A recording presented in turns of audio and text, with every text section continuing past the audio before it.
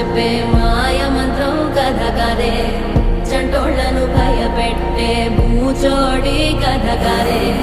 తాత ముత్తాతమ్మల భూతాల కథ కదే, విక్రమాదిత్యుడు చెప్పిన వేదాళుడి కథ కదే, దీపము నుండి దెయ్యం వచ్చే అల్లావుద్దీన్ కథ కదే, ఇది ముడత చర్మం ముసలి చెప్పే కథ